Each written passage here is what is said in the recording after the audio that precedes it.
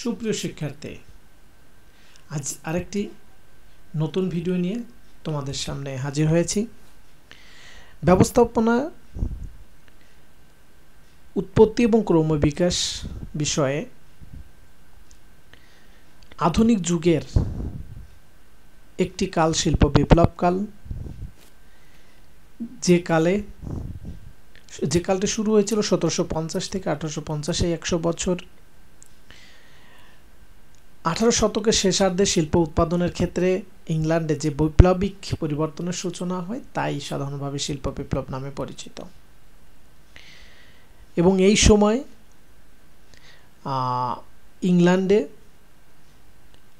তথা ব্রিটেনে বড় বড় শিল্প প্রতিষ্ঠানের উৎপাদনের ক্ষেত্রে আধুনিক মেশিনারি ব্যবহারের মাধ্যমে উৎপাদন বৃদ্ধি পায়।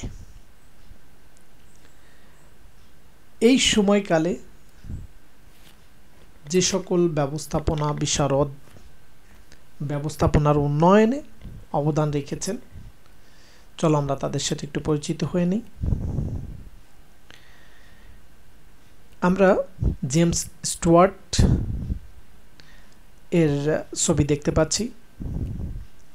অ্যাডাম স্মিথ রয়েছেন, চার্লস ব্যাবেজ রয়েছেন, জেমস ওয়াট রয়েছেন, রবার্ট ওয়েন রয়েছেন। যে সকল ব্যক্তির ছবি তোমরা স্ক্রিনে দেখতে পাচ্ছ, এনারা সবাই শিল্প বিপ্লব চলাকালীন বা শিল্প বিপ্লব যুগে এনারা ব্যবস্থাপনার উন্নয়নে বিভিন্ন সৃজনশীলতার পরিচয় দিয়েছেন। তাহলে আমরা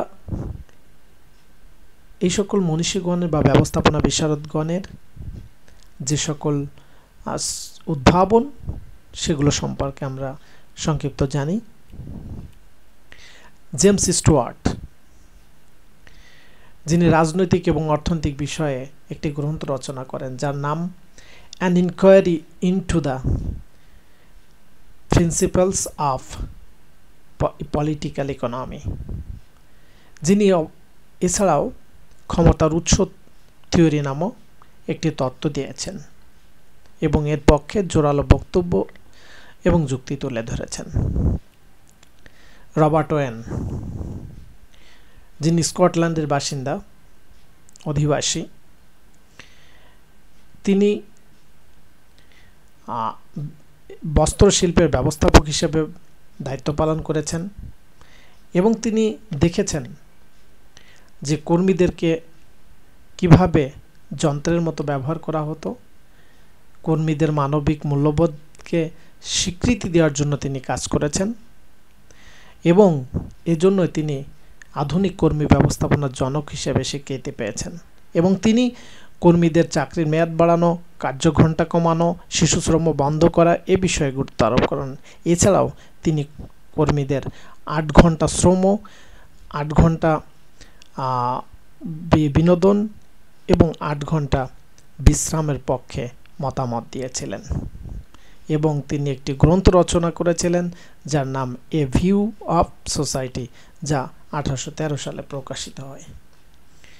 অ্যাডাম স্মিথ, যিনি দ্য ওয়েলথ অফ নেশন নামে একটি বই রচনা করেন, যে বইয়ে উৎপাদন বাড়ানোর ক্ষেত্রে শ্রম বিভাজনের উপর গুরুত্ব দিয়ে কথা বলেছেন এবং শ্রম বিভাজনে 3টি মৌলিক সুবিধার কথা উল্লেখ করেছেন। এটি দক্ষতা বাড়ায়, সময় বাঁচায়, সৃজনশীলতার প্রতিভার বিকাশ ঘটায়। চার্লস ব্যাবেজ, যিনি আধুনিক গণনাশাস্ত্রের জনক, অ্যানালাইটিক্যাল ইঞ্জিনের তৈরি করেছেন এবং কম্পিউটারের জনক হিসেবে আমরা যাকে চিনি, তিনি আধুনিক যে মেকানিক্যাল ক্যালকুলেটর এটির নকশা করেছিলেন। জেমস ওয়াট, যিনি বাষ্প ইঞ্জিন উৎপাদনের ক্ষেত্রে অবদান রাখেন, যা শিল্প বিপ্লবের শুরুতে এটি উৎপাদন কারখানায় সহায়তা হিসেবে কাজ করে এবং রেভ কাউন্টার তৈরি করেন এবং বোল্টন ওয়াট এবং সন্স নামে একটি প্রতিষ্ঠান তৈরি করে যা প্রতিষ্ঠানের গবেষণা বা পূর্বানুমান, যন্ত্রপাতি বিন্যাস, উৎপাদন পরিকল্পনা ইত্যাদি বিষয়ে মতামত তুলে ধরা হয়।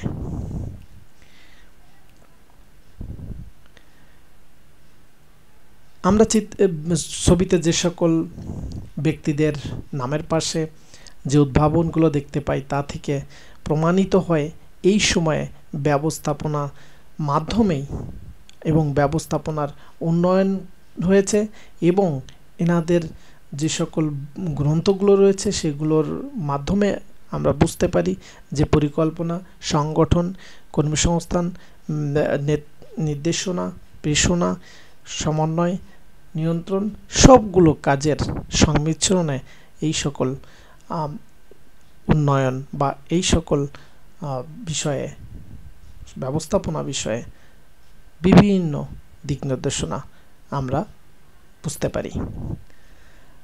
তো শিক্ষার্থী বন্ধুরা, শিল্প বিপ্লবকাল সময়ে যাদের তাদের অবদান সম্পর্কে আমরা জানলাম। ধন্যবাদ সবাইকে। আবার পরবর্তী ক্লাসে তোমাদের সবাইকে আমন্ত্রণ জানিয়ে আজকের মতো এখানেই বিদায় নিচ্ছি। ধন্যবাদ।